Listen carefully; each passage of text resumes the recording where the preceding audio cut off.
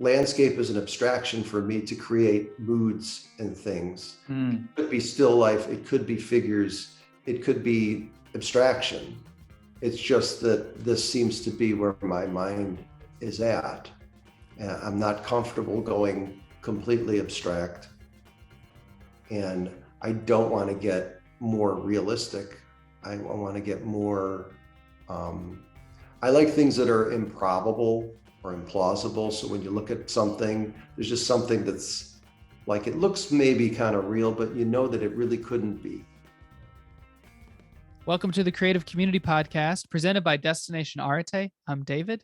And I'm Mark, and we're building a community of creatives who work together to achieve creative excellence. And today's guest is fine artist Brian Sindler.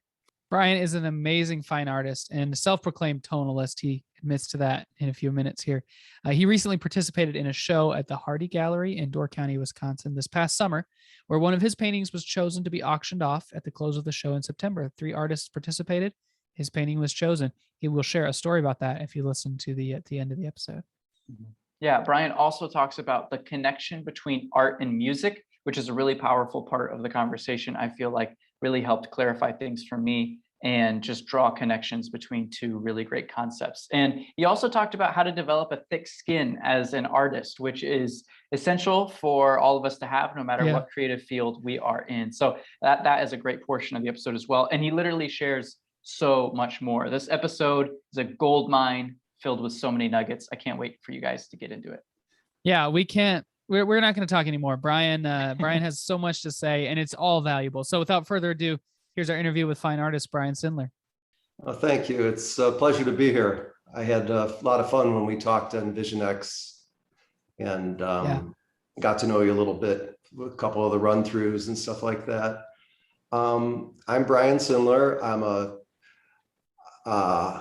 tonalist painter. I mean, that's what I'm called. And I do refer and use the hashtag. I don't, I cross over like a lot of people do. I cross over into different territories, but I do tend to gravitate towards tonal paintings, with tight value ranges. And I think it's just something that I naturally do and kind of,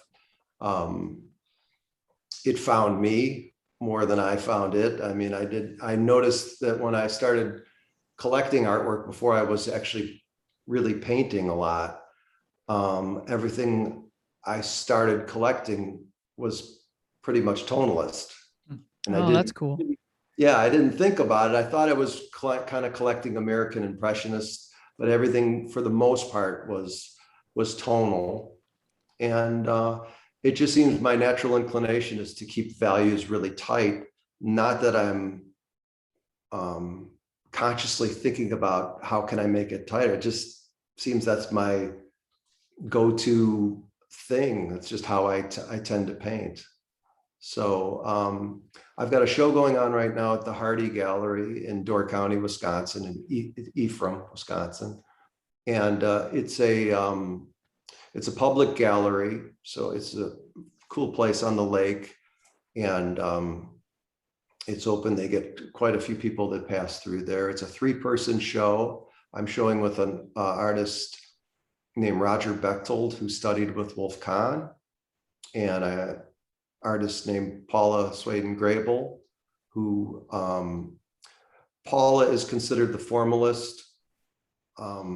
Roger is considered the colorist, and I'm considered the tonalist. And it's 3 different takes on landscape. And if you get a chance, it's a really nice show. It's a very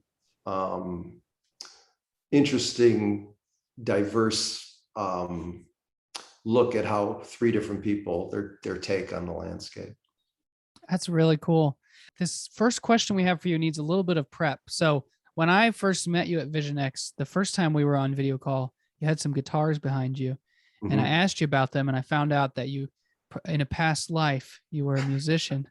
And so, can you talk at all? Like, did you play lead? Did you play bass? What did you do as far as your music career? And you don't have to give us your whole biography, but just kind of give us an idea of what you did as a musician. Well, music is an important part of my art. I was a musician before I was an artist. and I think in musical terms. I was really a singer-songwriter, so I was a composer. I play a few different instruments. I play bass, guitar, and keyboards. A little bit of drums, but just kind of keep a beat. But mostly I think my what I was best at is I was a writer, songwriter, and I played in the late 80s, early 90s. I toured, and we opened up for Adrian Belew and did the Midwest tour for him. And I've played with some interesting people, and I stopped right around the time the band was breaking up. I started painting as kind of a fluke, and I saw somebody's work that people were raving about, and I thought, I don't even paint, I could do this. And I just started buying some stuff and making things. And I had people asking me for commissions. And it was just strange to me that people actually, cared what I was doing. And I became obsessed with it. And at first my work was very Picasso, late Picasso looking, kind of abstract, figurative kind of stuff, or deconstructed figures. And I worked my way backwards to the blue period. And when I hit that period, I was trying to emulate that type of work. And I just didn't have the knowledge base. I'd never studied art in school. So I went to art school, and I went to school when I was 40, and went to an academy that was just like a French atelier program. And I went in there thinking that I was going to be a figure painter. But I was so put off by all the figure paintings. I thought the contemporary figure painting just seemed so, it just didn't appeal to me. It seemed very plastic and very, people, at least a lot of the work that I saw, people trying to make work that looked like Renaissance work, but putting people in blue jeans. And, I'm the waiter, the gas station attendant, all these like really, and then the whole kind of pomp and circumstance of, with the videos and the classical music playing, and the titles being very late 1800s or mid 1800s, the letter, the dress, the, stuff. And I just didn't, I couldn't relate to that, and I couldn't figure out what I wanted to do. And I started landscape painting as a fluke, and then I just wanted to get better at it. And then, 20 years later, you find out that you're getting better, but it's a lot slower than you thought. And I just find it's a better way for me to express. I don't know that's what I'm trying to say. It's what I'm trying to just express my feeling about things and the emotional impact I have. And it's not specifically tied to looking out at something and feeling this mood and wanting to get it on canvas. It's almost like landscape is an abstraction for me to create moods and things. It could be still life, it could be figures, it could be abstraction. It's just that this seems to be where my mind is at. I'm not comfortable going completely abstract, and I don't want to get more realistic. I want to get more, I like things that are improbable or implausible. So when you look at something, there's just something that's like, it looks maybe kind of real, but that it really couldn't be. The simplest version of that would be looking at a tree shape that people will just see as a tree. But if you really look at that shape, that's not a real tree shape. Things like that. But I want to take that further. So, and also, I mean, no disrespect. I have to qualify that first remark. I mean, no respect to there's good figurative painters.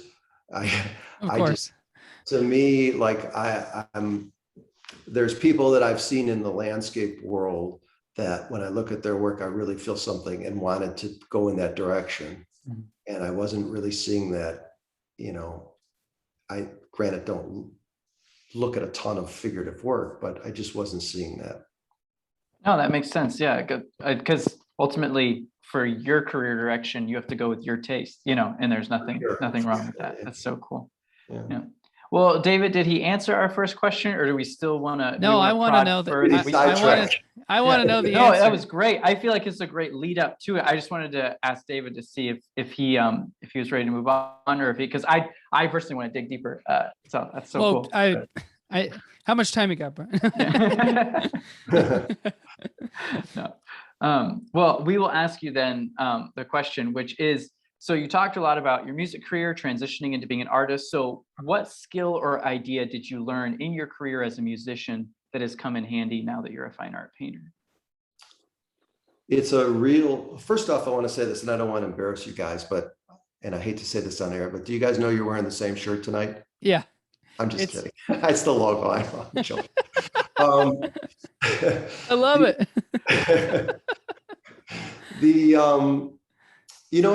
It's real circular. It's like painting made me a better songwriter. Oh. It's not that I didn't write good songs or what I thought were good songs before I painted, but when I started writing, I gave up writing for almost 20 years. And my daughter started showing really almost a bizarre sense of musicality when she was really young. I mean, she was 4 or 5 in the car, and she was telling me that the song she was listening to was out of key. And like, or not, it's not right. It's not the right. She said something that described key. And I said, what do you mean? She said, it's in the middle. I said, what? So I was in a car, we were on a vacation somewhere, and I had the Sirius satellite, which was newer at that time.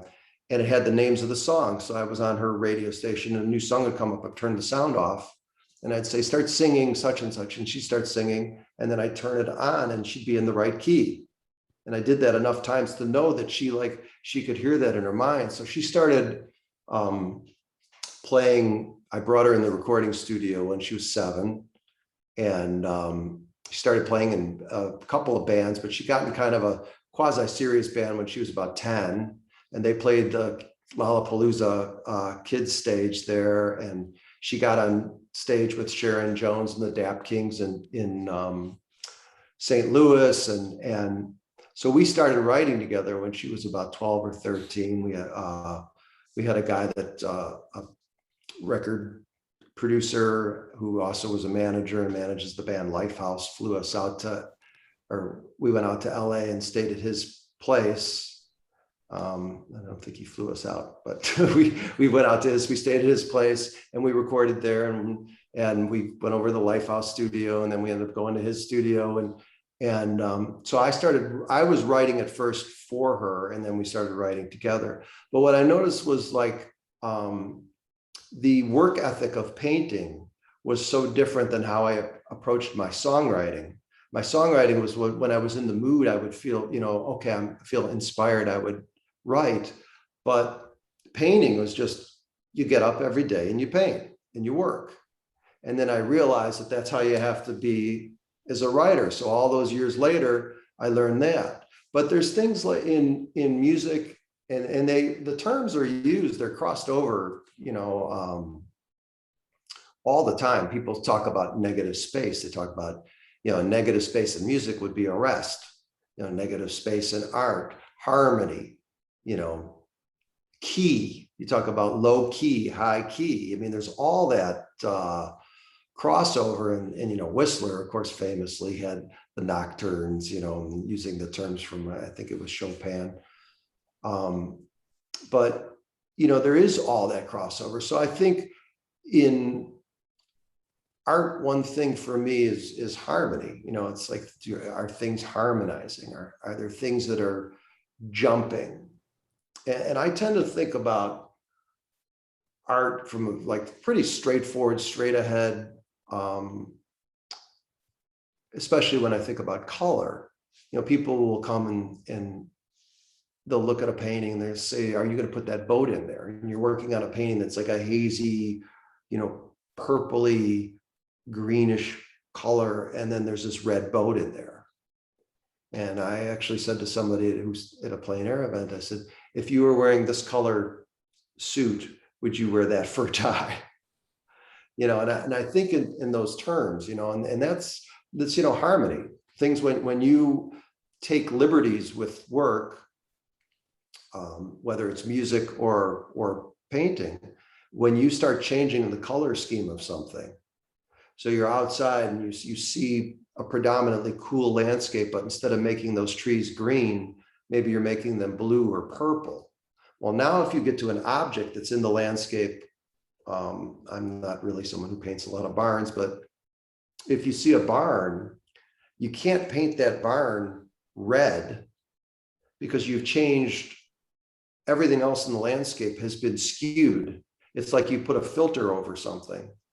So you've skewed all the colors in the landscape. Now you can't paint this naturalistically. You'd have to paint this through the same kind of filter that you're using to paint the rest of the painting. So to me, that's harmony and composition, both in art and music. I don't tend to, I've never been one to really think verse, chorus, I know,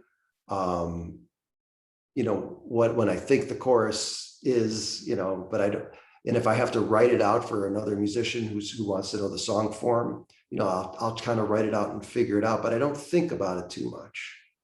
And in fact, my daughter, who's now graduate of Northwestern, and she's, is a music voice major, she'll tell me that, that's, you got that, the bridge, that's really a chorus. I'm like, yeah, whatever, but it's the whole thing about, there's so much crossover between art and music. And the curator from this show, when he was speaking, he said something about my work that I didn't even think about.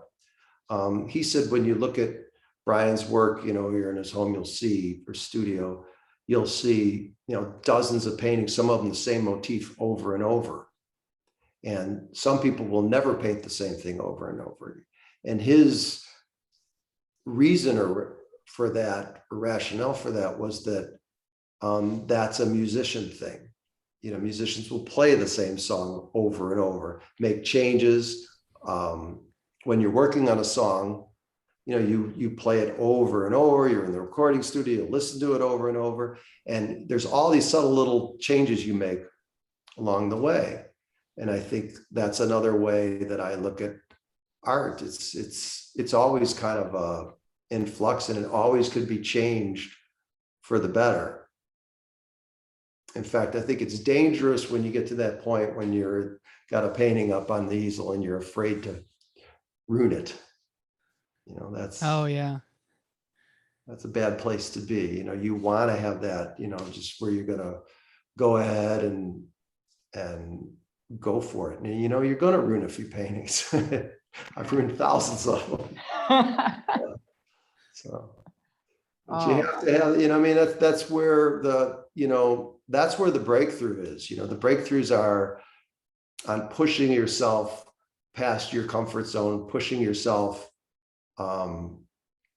It so happens the guy who's the curator of this show also said this, not about my work, but he said, when you flip through someone's sketchbook and you see page after page of beautiful drawings in the sketchbook, and every single one is beautiful, he said, that's somebody who isn't growing as an artist. That's somebody who's doing what they know what works, they know how to do it. And you can easily fall into that same situation in your painting. You see a hit on something that works, and then you just keep spitting out that same imagery, same type of relationships and value or color or whatever it is, and it's hard because sometimes that thing that you're spitting out is the thing that's getting sales, it's getting awards. It's hard to get an award for something and then say, okay, I'm not going to do that anymore. I'm going to, I'm going to do something here. See if you like this. This will probably will never get, and I know there's a handful of artists that I know who think like that, that they don't care. They want to move on. They'll show the work they want to show. They're not concerned with the judges, or if they're in any kind of an event, or they're any kind of competition. It's just, they're going to put out what they want. They're not concerned with the audience. And I think it's more respectful to the audience to say that you're not concerned with them, because then you're not pandering to the audience.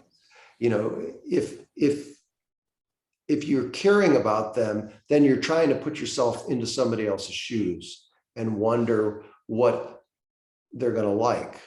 And the chances are, if you do some piece of work that resonates with you, it will resonate with other people.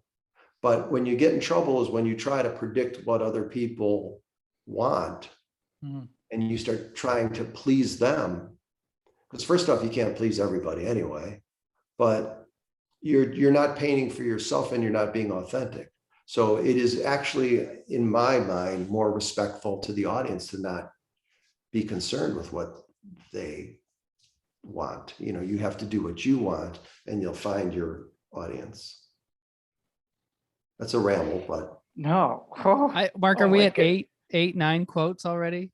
Yeah, I think so. Yeah. Goodness gracious. That is so cool. I have so many different things that I want to dive into, but for some reason, the idea of like, you touched on it for just a second, but the idea of like playing a song over and over again, and in the recording studio, like working on it and tweaking it, and that idea of doing repetition of work, so cool, because it's almost like visual sound mixing, where you're playing with the levels. You're moving different things up and down, and even that idea is repeated in visual art. The idea of mixing, the idea of levels, the idea of moving things up and down. So it's so cool. It's so fun to take one language and kind of compare it to another, art to music, and see how they marry.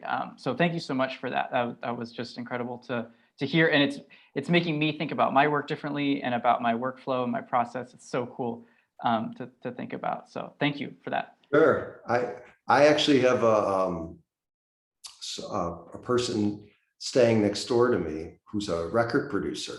So happens it's been here for 10 months. I have a lot of trees, woods between the house, so you tend to not see a lot of neighbors.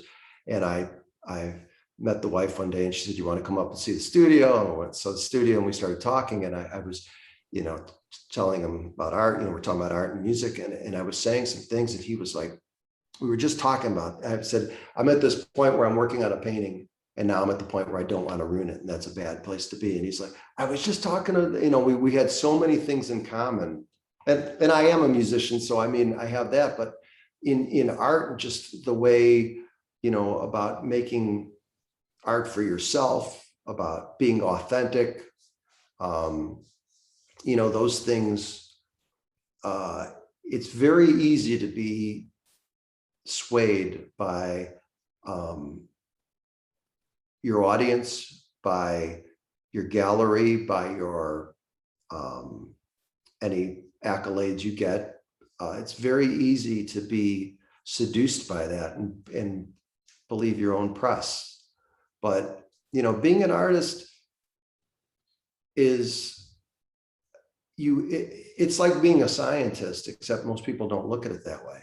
Now, scientists do experiments and they fail all the time, and then if you're lucky enough and you invent the light bulb, you're a genius, but people wear their, emotions on their sleeve about a painting that gets rejected to a show, or a painting that didn't turn out, or, and it's all of it is a process to get better. And if you're not struggling, you're probably not growing, My former CIO would always come through once a month and say, "Made any mistakes lately?" And I was an honest guy, so I would say 1 or 2. And he would say, "If you're not making mistakes, you're not trying." So, he wanted us to try stuff, and he knew that trying stuff would mean we would make something that we would do something that wasn't, correct, or didn't turn out. And I think that's the exact same thing you just said. Like, if you're not trying stuff and you're not breaking your painting or, ruining a song, then you're not going to learn what you need to from that process to make the song better or to make the next one better. Right. Yeah. Well, Yeah. And the next one is, I mean, that's, Yeah. everything is the next one, Yeah. because that's what it's about. You're constantly making work. I was just curious. So I remember Nathan Fowkes, another painter in the entertainment industry. He said one time, he said the biggest thing you need in art is a thick skin. He said the only problem is no one gets into art because they have a thick skin. And it made me laugh, but now I've kind of been on the hunt with professional artists to ask them, how did you develop your thick skin? Like, do you feel like you naturally had it, or has it taken a long time to develop? No, I'm of the mind, like when I first started painting, if I submitted something to something and didn't get in, my attitude was, I'll show them. Oh, I'll never submit again. I mean, I have a friend who owns a recording studio in the town where I live, and we've been recording, I used to record, I don't know how I met him actually, God, how many years ago? 30 years ago, or no, 40 years ago. And then it's weird to go in there, and my daughter's recording in there with them. But and he's mellowed a little bit, but he was just like brutal. I mean, he would just like, it's like, you're not playing on time. He had a phenomenal ear. And in fact, one time I didn't even know that he even liked my stuff until one time he asked me if he could use one of my songs for his tape that he would promote a studio with. I had no idea that he liked it. And then one time he said, yeah, it's great, or something like that, just like in passing. But I was in the studio with him. This is probably already 8-10 years ago.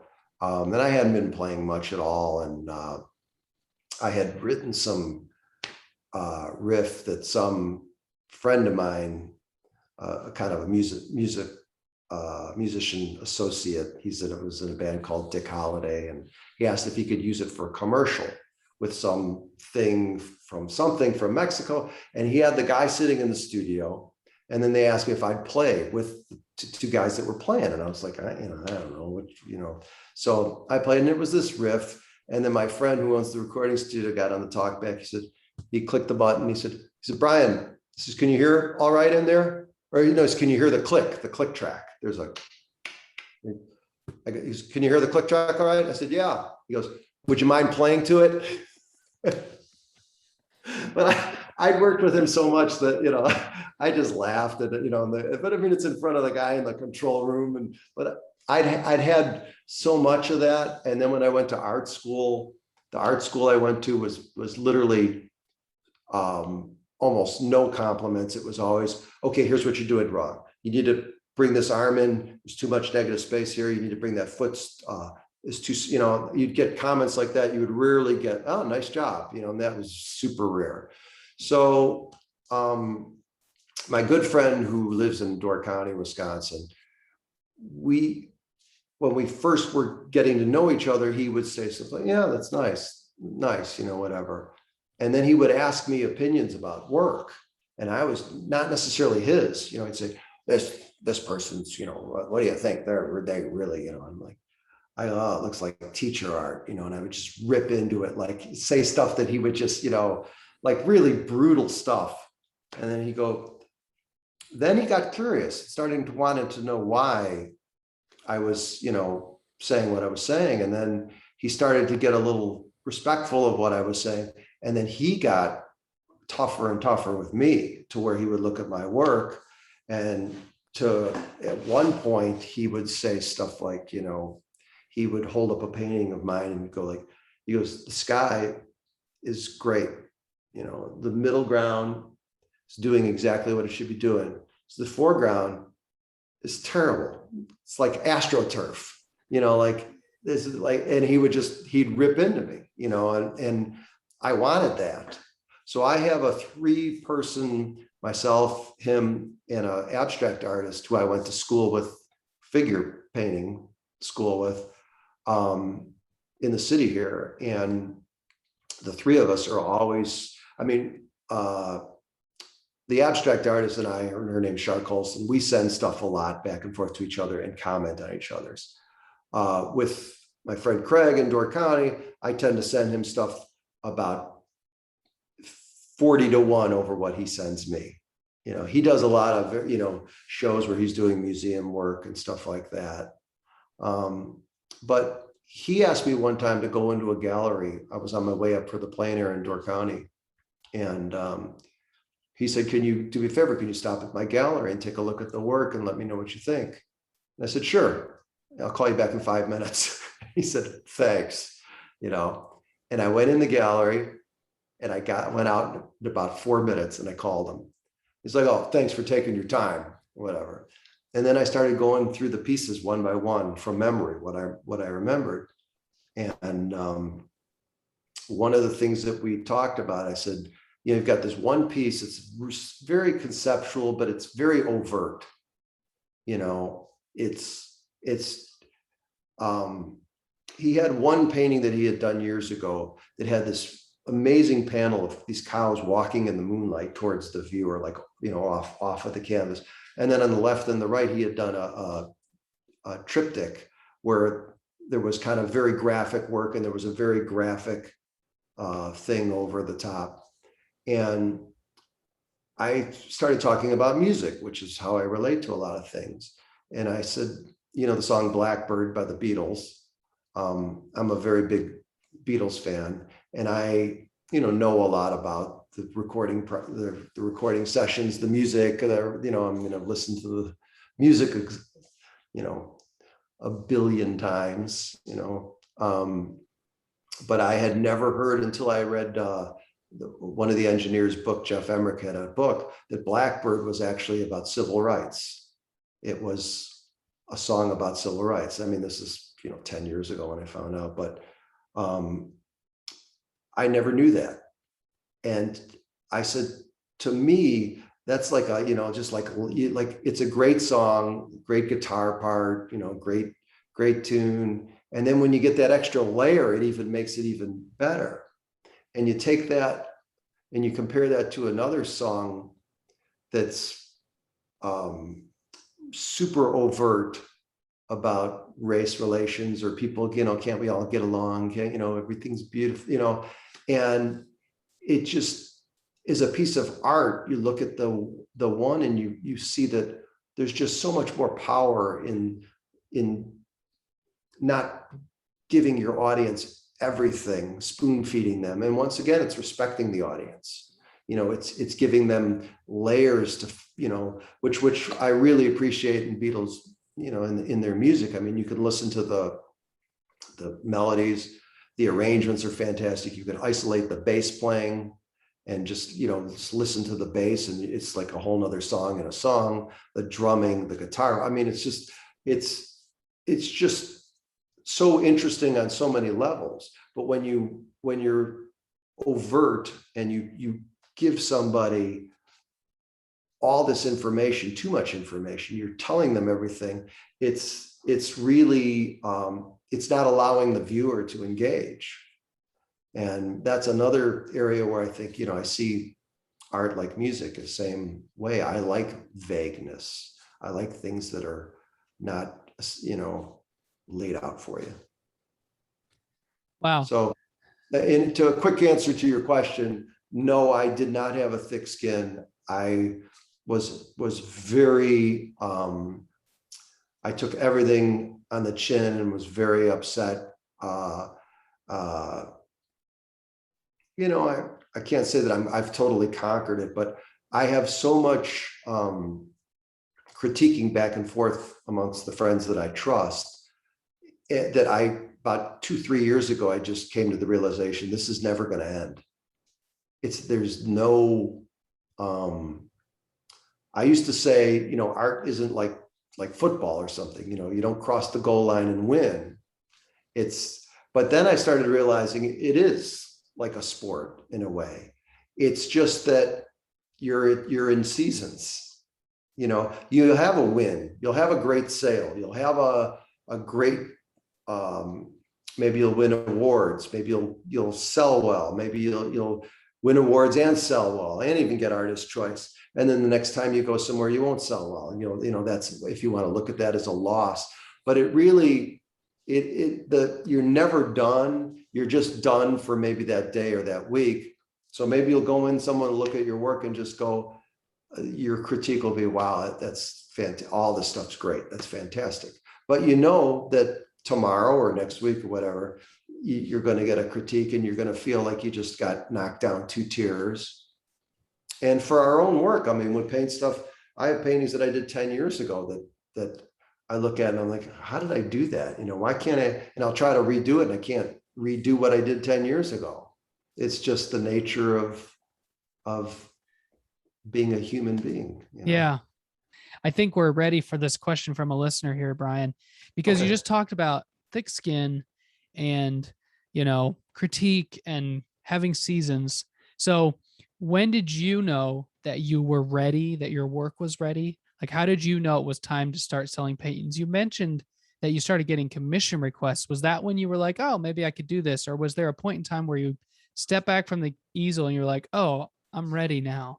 Or did you just kind of wake up one day and you were just this amazing artist? Well, the commission stuff that I got really early on was very short-lived. It was just, that was, when I started going to art school, I wasn't trying to sell work. I don't think I was in any gallery. I think I got my work in a gallery way before I was ready. So the first gallery I was in, I only had linoleum cuts that I was making that were in. And those were probably ahead. I've always had things that were ahead of my skill level. Fortunately, I had some type of work that looked way better than, it was way better than my painting at that time. And fortunately, there are other people that notice it because I don't know the difference, So when I got in the first gallery, I think years later, after I got out of school and stuff like that, I was in there for a while. I think I sold maybe 1 or 2 paintings. Then I was never really asked to leave. There was a kind of cleanup in the gallery. I was never asked to come back.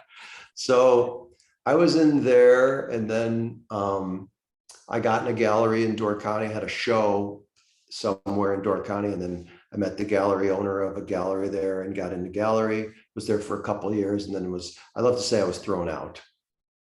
I don't say I was let go. I was thrown out, was kicked out. So thank goodness for thick skin. Well, thick skin is like, it is really like anything else. It's a learned, there's some people that are blessed that are born with thick skin, but it's really a learned experience because as an artist, you start to realize, for the first, especially if you paint outside, you paint where people see you paint, you get people that say, that's beautiful, and you feel great. Wow, that's so nice. That's great. Thank you. And then you're out one day and then you take your paintbrush and you just make the horizon line lightly so you can gauge where you're going to have the horizon, and someone will walk by and go, oh, that's beautiful. And then you realize, I've had people coming towards my easel, they don't even see the picture yet, and oh, that's beautiful.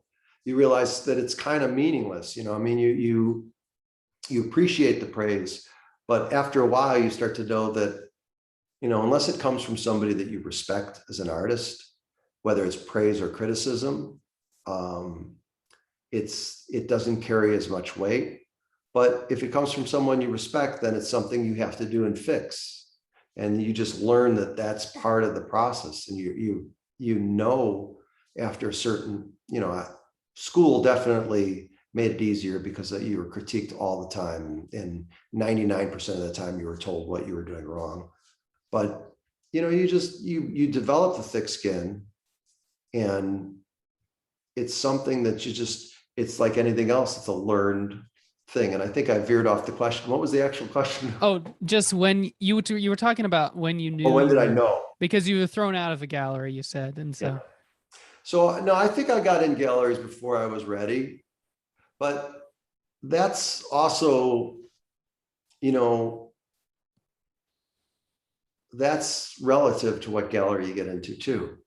You know, if you get into Joe's gas station and art gallery and, you know, malt shop, you know, you could be ready if you started a week ago, you know, but to be in a gallery that you want to be in or really respect, maybe you're not ready. These days, all the galleries that I'm in are from, with the exception of one in Chicago, because I've had a prior relationship with that. They're all from Instagram. They're all from people contacting me. And I like that. Not that I can't get thrown out of those too, you know, but that I like that because then I know that the people are wanting me. I'm not soliciting and you know, sitting there behind a desk and, you know, will you take me on? I know that they're interested. And I realize not everybody can have that when they're starting out. You know, it's tough, but I don't know that I was ready, and I don't know when you're ready, but I think you're almost, you know, somebody else may give completely opposite advice, but I think you're almost better off getting yourself out there. People will adjust. If your work gets better, you know, you'll replace by going on offense, by putting out content and work that's better. No one is going to remember your earlier, you know, work that wasn't up to par. But I do happen to know a lot of people who are waiting. Oh, I'm going to wait. I'm going to get, you know, I'm going to get ready. I'm going to do this. And they're, you know, 10 years go by and they're not getting out there. And it's good to have, you know, go out, have a show, don't sell anything, or be in a show, be in a gallery, don't sell anything, and see your work on the wall and realize that, you know, here in my studio, I'm surrounded by all my work. I go into a gallery and there's this, you know, really graphic work to the left of me, really graphic work to the right, and my work starts to disappear. So do I compete with that, or am I in the wrong gallery? You know, I mean, that's stuff that you have to kind of figure out, but yeah, that's a whole nother podcast in and of itself. Yeah. So, well, okay. My last question for you, which we sent you ahead of time, and just so our listeners have some context, Brian and I worked together at Vision X, and he was the star, and I was just making sure the button got pushed. But he told me a story in one of our conversations we had getting ready about getting to a bit of a higher perspective or a higher vantage point. And I kind of want to hear you tell that story about painting that. I think it's a barn that's now an art gallery. Might even be this Door County show. I'm not sure. Hardy, yeah. But because even that painting over your shoulder near the light switch, that's not from beneath those trees. It's from above those trees, you know, as far as looking down on that area of the, and if you go on Instagram, if you go to Brian's Instagram, he's got a lot of cityscapes at night that are from either an airplane or, you know, it doesn't really tell you where it's from. It just lets you kind of decide as you look at it. So I wanted you to tell that story because it's a really cool story. I love going up to a higher place than where I am. I would climb buildings I wasn't supposed to in high school and lay on the roof and look at the stars, you know, with my best friend. But I think I see a little bit of that in your work. And so I kind of want to hear that story about the gallery and the, you know, the getting a little higher than other people would. Well, I'll tell you what preceded that. And then years ago, I don't remember where the first real true aerial painting was, but years ago I was at the Hancock building in Chicago for dinner on the 95th floor. And we were eating, and the sun was starting to go down. I was taking photos up there. And then I came back and did some gouache paintings from the photos. And they were pretty simplified, but when you stood back, they actually looked, you know, pretty much like what it looked like. And few years, I don't know how many years passed, but I was flying into Amsterdam. I think it was like 6 a.m. or something like that. And it just was it was that dark morning light, and I shot some pictures, and then I came home and I did a painting from that photo, and I showed it to my friend, the abstract artist friend, Shar Colson is her name. And Shar, like she does on so many things that I do, she says, you should do a series of that. So I had taken a handful of photos and I started doing those, then I started doing more. And then after a while, I had done enough to where I could just start kind of making them up out of my head. I mean, it's for that motif, acrylic paint seems to work really well, because I could kind of paint the gradation and then come in with the water and go right on top of stuff and paint water. So cut it so I could design like almost like a sculptor, putting in the light and then put some, pad some on, take some off. I mean, I could just work that way, and it allowed me to create several of them out of my head. So when the Hardy Gallery, what they do every year is they have an auction where they auction off a painting every year. So they decided this year it was going to be from one of the 3 artists that's in this show. Well, Paula was traveling a lot, and she didn't think she had the time to do it. She was worried about just getting enough work for the show. So it was between this fellow, Roger Bechtold, and me. Now, Roger is a guy who studied with Wolf Kahn, and I don't know if you're familiar with Wolf Kahn, but Wolf Kahn does these barns, and the Hardy Gallery is actually a barn-shaped building with graffiti all over it on a wharf, like on the lake. So it was going to be they were going to pick a painting of mine or a painting of his to do. And the guy who studied the barn, the artist, right? Yeah, the guy who's like does barns all the time. And I don't do, I've got one barn painting I think that I've done. And I think I did a Vision X, that one that Yeah. showed that. So I was like, I don't know what to do. And then I was talking to my friend who lives up there, and I can't remember if he's the one who suggested, well, maybe you could do like an aerial. And I said, is there anywhere, can you scout out and see if there's anywhere up there I can get, a good shot? So he said, he went around, yeah, he looked, he didn't really see anything. And then I can't remember if it was me or him. I think maybe I suggested, maybe even it's kind of a joke. I said, maybe I could get a drone pilot. And he said, I know a guy that'll do it. So what I had a guy do is he shot about 10 minutes of footage in the drone and video. And I said, can you just send me the video, and I'll, if I see something, I'll screen, stop it and do it. So I did an aerial view of the Hardy Gallery, which, instead of being in a painting that's this big, the gallery was this big on the thing. But, and I take a lot of liberties with all these things. I don't, he shot it during the day, so they weren't night pictures. So you have no idea what would be lit up at night, other than I do know that there's a, like one of those light beacons next to the gallery. So I knew that it would have to have light. So I was lighting up, areas on the shoreline, and, and really with, the only intention was to make a decent looking design instinctively, not, specifically designing the lights, but just putting them where, sometimes painting over what I put because I didn't like them. So I got a call from, or a text from one of the docents there. And she said that the locals are asking, oh, well, to make a long story short, they decided to go with my painting for the auction, and they're going to do Rogers next year. So we both won. Nice. So the painting was up, and she said a lot of the locals are asking where the locations of the lights are on the shoreline.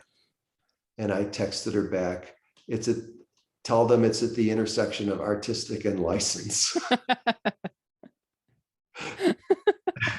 And then she said, oh, I wish I'd thought of that. And I said, and tell them I'm making paintings, not maps of the stars' homes, So, I mean, most of my insight about art comes from, making wisecrack answers. But, when I make them, they're meant to be comedy, but they're also meant to kind of like, it does clarify how I think about things, because that analogy, you know, or saying that is almost a stronger statement than saying, well, I took some liberties, or I took some artistic life, you know, because artists sometimes feel like almost self-conscious about saying that I took, you know, I'm self-conscious that I don't take enough. You know, I want to take more. I want to, you know, that's why I like kind of making things up.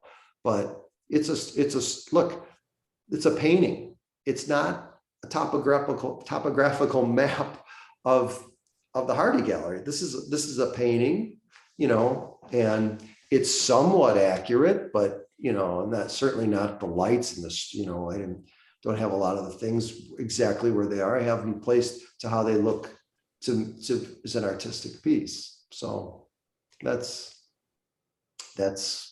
how I tend to kind of work my thoughts around art, is mostly, you know, smart answers to people's questions, but they ring true to me. And as much as I love, you know, being vague, when it comes to a point, I like to use analogies of things that get it across quickly, and person goes, okay, they understand, you know. Well, we've all got cracks, and what you said tonight was very wise. So I think that this has been incredible, Brian. Really, I've been grinning the whole time. My face hurts just because everything you said has been valuable and awesome. So where can people follow you on Instagram, or give us your website, or what's your best? Well, Instagram is probably the best. It's Brian_Sindler. And if they get Brian Sindler, you'll just find a thing that has only 4 photos. And in that description, it will direct you to where the Brian_Sindler is. And that's the best. I update that, you know, a few times a week. The website is like, it's got cobwebs on it. Once again, we are super grateful to Brian for joining us on the podcast with this episode. So you can follow him at Brian_Sindler on Instagram to stay up to date with all of his latest projects and painting adventures. Yeah, Mark, my cheeks hurt from smiling during this episode just because of everything he shared was so valuable. I knew when we met him at VisionX, I guess I kind of met him as a representative of Arte. When we met him at VisionX this summer, I just knew, like, we need to talk to this guy. He's got some cool stuff to say, and he did. Yeah. He's got more cool stuff to say. We have him back. So after you follow Brian, be sure to subscribe to us on Spotify, Apple Podcasts, YouTube, Amazon Music. For more episodes like this one, search the Creative Community Podcast, or even search Destination Arte. You can find us on both of those. And leave us a comment or a review. Let us know what you liked about the episode. That helps the algorithm out. It helps us out. And speaking of the algorithm, if you have a friend that you think would benefit from what Brian had to share with us, feel free to send this interview to them. Tap share and then copy that link, put it in your iMessages, send it over. I do this to Mark once a week with songs and episodes. He does it to me. And it's just, it'd be a great way for you to encourage somebody with this just treasure trove of knowledge Brian just gave us for free. Yes. Yeah. It's so good. And if you have that friend, or if you are interested in connecting with us maybe a little bit further, you can follow us on Facebook and Instagram, Destination Arete, ARETE. And that if you follow us there, you'll get information about future interviews like this one, as well as like notifications about upcoming community activities, upcoming Arete projects that we're working on behind the scenes that we are excited to share with you hopefully soon. If you want to be the first, though, to hear about those upcoming interviews, sneak peeks, and all the future content, what you want to do is you want to go to destinationarete.com/contact. Or you can send an email to destinationarete@gmail.com, and you can subscribe to our newsletter. That newsletter is thebomb.com. David does a great job putting that together for us, and he sends it out when we have exciting updates or a new episode coming out. So that is a great way to kind of be, like I said, the first to know when stuff's coming out. So without further ado, we will be back in 2 weeks with another interview. We will see you then.